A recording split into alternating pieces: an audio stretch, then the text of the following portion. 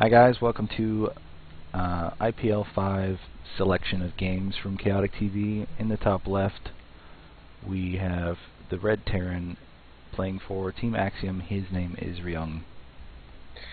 Here we see cross spawns on Tomb Valley. The blue Protoss player is EG Huk, playing under the tag EG Rivoli. Alright, these are from the losers round number 4 of IPL number 5, and we had a miscast of this earlier, but we didn't watch the whole game. But anyway, what I was talking about, to spend some time before we see what these two players are actually going to do, I was talking about how much I wanted to see IPL5, and you know, it's the only esports venue I know besides a barcraft that has booze. I spent so much more on booze than I ever did gambling in IPL4.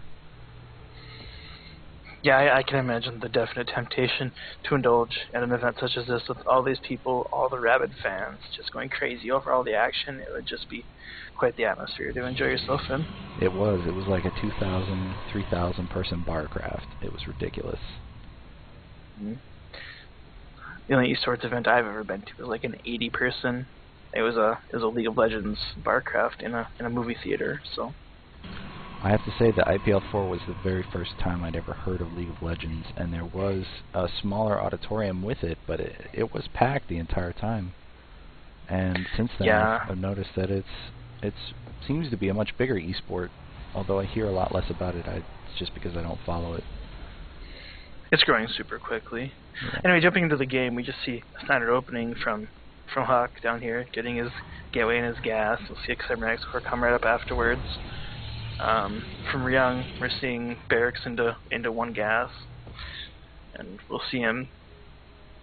Since he has the gas, he won't be taking a very quick expansion, so we're going to see him tech a little bit on one base, and we'll see where it goes from there. He's just now sending out his first SCV to do some scouting. He wants to get an idea of what Huk is up to. And we see an early gas. Do you think he's going to go into Marauder production, or is he going to go to... Oh, there's the factory. I can see him placing it now. He's scanning for, or he's got an SCV scouting right now for Huk's position and doesn't realize that they're across spawn, but he will very soon.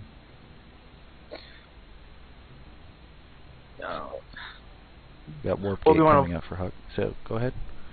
What we want to look for out of the Terran player is if he'll do the older style, the 1-1-1 with Siege Tank and Banshee play. That's more of a all-in or a timing attack, depending on if you take the expansion behind it or not, or if you'll see this newer style of getting reactored Hellions. But if that was the case, we would have seen a reactor built on the barracks and had switched right away. So we will more than likely see him go into more tech and get tech lads here. You see a starport coming down right away, so this will be a quick 1-1-1 for him. Right, and the second gas is definitely going to allow him to get a number of Banshees out, but we don't know whether or not he's going to be going for Cloak yet. We see Huk just adding a couple gates on along with his expansion. This is just very, very...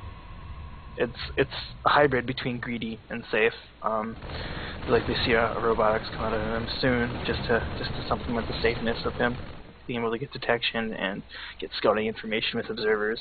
Observers are one of the most underrated units in the game, I think. Now Huk has done a little bit of a push up this natural ramp, but he hasn't seen anything building-wise out of Ryung yet. But yeah, I think you're right. He's got a transfer of probes going down, and right now his economy is just going to be a bit better. Ryung, I don't know if he's going to be expanding behind these Banshees like I've seen a number of times. You see Cloak starting with it, so wow, he'll be going for the econ damage here with these Cloaked Banshees. And like I said, Huk's robotics facility is going to be right there in time, so he's not gonna be caught off guard like you hope for when you go Cloaked Banshees against the Protoss. Mm-hmm. What is the build that Protoss do that you hope Cloaked Banshees go against? Instead of them building a robotics facility, is this for against 4 gates and stuff? If they rush to Blink, is the common one that you see. They won't have a robotics facility. They'll have the Twilight the Twilight Archives, Twilight Council. Yeah, that's the one. Okay, that makes a lot of sense. I was wondering what the... I don't normally use Banshees when I play Terran, but then again, I just suck at Terran, so We see some warp-ins coming in from Huk on the forward pylon.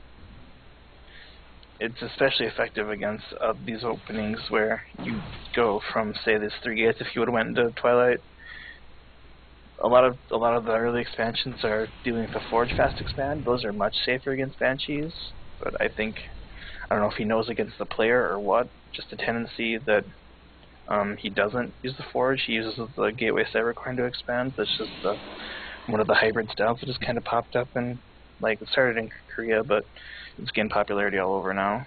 Now Huk has a rather large push coming in and got some shots off on the Banshee before the cloak, but he still doesn't have an observer out here, and the Banshee is just going to try to pick off all of these sentries. I mean, well, at the same time he does have a Banshee in his base. It killed 4 probes before he got them out of the mineral line. You hear the observer comes out, and a couple of stalkers just shoo the Banshee away. He's going to try to get another shot off. He's damaging a lot of probes, but they're never the same probe, so he hasn't killed anymore. Up to 5 kills on that Banshee, which is pretty good. The other Banshee that was at the top of the map actually killed some sentries, which is also really good. Get those really high-tech units out of there. And Ryung moves out to take out that forward pylon. Now I'm noticing that there were only 2 probes into these assimilators before before the Banshee attack, and when the probes came back, 3 went into each one. The first player I ever saw do that was Naniwa, I believe, on Metalopolis, maybe. Yeah, the reasoning behind the 2 probes in the gas as opposed to 3 is just to get that expansion up that much quicker. It still leaves him enough room to get his warp gate and get a few stalkers and even start the robo. But after he gets the expansion up and double probe production going, he can, get his full amount of gas flowing from them in order to move into more sentries and stalkers and whatever else he needs for his tech. Now we see siege tank tech coming out of Ryung right now. But we still don't see any medevacs for these hurt, or stim for these hurt Marines, so I'm curious as to how much damage he's going to be able to do with this attack. There are a ton of zealots here. Yeah, I think it's kind of a play on the old 1-1-1 all-in, where you have siege mode and you go with Banshees and like as many Banshees and Marines and siege tanks as you can manage just as soon as you have siege mode done, and that would be your timing. I think this is the same one, but he doesn't have stim yet, so that's just more Marines. These Banshees are totally screwed with this observer right there. One already being taken out right away, and these zealots are just rolling into these Marines. Without stim, they just can't run away quick enough. At the same time, you see the Immortals making short work of the siege tanks. Immortals kill siege tanks so incredibly fast. Yeah, and they don't take all so much damage because of those hardened shields. Oh, we see both players disengage and regroup. I don't think that attack did nearly as much damage as Ryung had hoped. It's going to put him a long ways behind in this game. From here, he has to decide if he wants to continue with this all-in type attack or if he wants to double expand to try to catch up. Well, we don't see an expansion coming out, even though he's got enough money. Both players having quite a bit of minerals, but we don't see very much coming out of either one. Ryung is just continuing with this Banshee siege tank Marine setup, and has not switched out of it. Yeah, but at any time, the Protest player can drop 500-700 minerals in a round of warp-ins, so if he is, oh, here we go, he's running probes away from Banshees again, and the Banshees are just scared of stalkers that can't see it. He doesn't know the observer's not with them because he hasn't looked very closely. He's obviously multitasking. All these Banshees with no energy that they can cloak with, and just a few stalkers. Do you think it's kind of unfair for both Protoss and Zerg to have the ability to essentially warp in things if you have enough larvae? He's gonna get this one Banshee. He got it off. Wait, that's weird. He got that Banshee. And this other Banshee in the front is just trying to take out these Immortals as best they can. Oh, he doesn't get it though. He has to run away before those stalkers come at him. Banshees are essentially a double-edged sword. They put out a ton of DPS, but they're so fragile. If you lose track of them for a second and the enemy has detection, they're just going to go down instantly. But if they can get away from anti-air or away from detection, they can kill stuff so incredibly fast. As here we see 2 Banshees killing an Immortal. But that one Banshee is about to lose its energy right now, and there's enough Stalkers to take it out. Oh yeah, those are both doomed where they are right now. They couldn't escape to any off-the-map type area. And Ryung's forces weren't able to save them.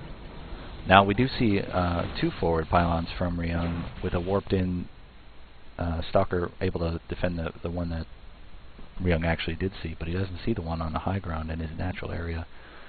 And we don't see an expansion forthcoming from Ryung. We do see a huge attack with a number of SCVs pulled, so this is essentially an all-in for Ryung.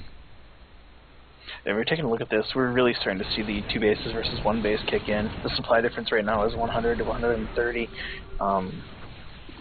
And almost all of that is in workers, so the income is just ridiculous. It's 4 times better for Huk than it is for Ryung.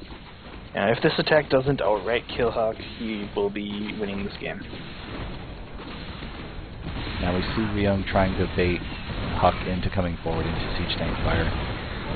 With only half of the siege tanks. Oh, there's a huge flank in the back, but wow, this number of Marines and SCVs tanking has just really been super effective, and all the Zealots are gone, and all these Stalkers are going to be able to not reinforce this attack. Looks like you put way too much emphasis on killing the siege tanks and completely let the Bioforce completely shred his army. Now that extended thermal lance has been knocked out right before it finished by Ryung, and that robotic support bay is gone, and there is no more Colossi production. There's just the one left. That attack did a lot of damage, but just looking at the situation, it doesn't look like it was enough damage to bring Ryung back into this game. He's still going to have to he's going to have to win a few more engagements in that fashion if he wants to come back and win this game. Yeah, even these uncharged Zealots are just doing their massive damage against these unupgraded Marines, and there's just, as you said, the 2 base economy is just there that Huk can remax very easily, or you know, attempt to warp in really very quickly. And right now the army supply is 32 to 28, but the worker supply is 30 to 12, with the minerals in Ryung's base dwindling very quickly, especially with mules taking them out. And another patch disappears as I say that. Here we see the observers just doing their work. Those making those Banshees basically useless. They have to run away from Stalkers. They don't have time to sit and fire. They can't trade with any amount of Stalkers. They die too fast. I think Ryung is kind of out of it right now. He is trying his best to continue this 1-1-1 build, Banshee, Siege Tank, and Marines, but he has no economy, and Huk is just going to keep building and building and building. Yeah, I think at this point, all he can do is spend the rest of his minerals from his main base on whatever units he can afford to make with them, and then bring everything in attack and see what happens. I don't think it'll be enough, but it's his last-ditch effort, so to speak. I was wondering why Huk had this forge, but then I see he has a photon cannon with 2 kills on it, so even without observers, he has detection at these bases in the mineral line. And we have 3 Marines just hanging out in Huk's 3rd base. At the same time, he does have observers scattered around the map, too, to just keep track of the army. And the siege tanks take the Zelnaga tower for whatever good that does. Does Ryung finally see this observer? Or does he even have the command center energy to use it? No, he doesn't. I think at this point... Say again? At this point, I think he's less worried about observers and more worried about, well, losing. Which is what he's doing very well right now. And he's running into his base for a last-ditch defense. You see his entire army running from 5 Stalkers. And not a 1 Stalker dies from those 2 siege tanks. And I think Ryung is on his last legs. He's just waiting to get toppled over.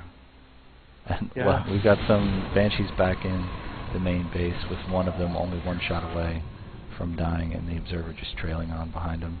There's 2 SCVs just hanging out in Huk's third and some idle probes and Huk's natural. Yeah, he has 3 observers on the map. He can afford to have one. Just keep tabs on Banshees. On top of it, he has cannons and mineral lines. Well, the gas especially is what he's protecting the most. And Huk is attacking the rocks at the very seldomly used expansion and has complete control over this map. That's a big scan, but yeah, he's basically running around the map to make sure that Ryung has not hidden an expansion somewhere, which is probably the only reason he thinks that he would still be in the game, which is, I mean, I guess a fair assumption. At that point, you're kind of wondering why he hasn't left yet. Yeah, Huk Here we has see, two zealots on either side of the map for also checking for those hiddens. We see absolutely zero minerals left in the base, and everything is coming for this final last-ditch effort. You see the army count here. I mean, Huk is just double in army value, army supply, just way ahead. Yep, his 11 supply of Ryung is workers, and they don't do so much damage in this very awkward siege. Wow, these 4 immortals, or 5 immortals, are just tearing through this army, and you see Ryung left with only 13 supply, 12 of which is Banshee's fuel, which are only 2 shots from death.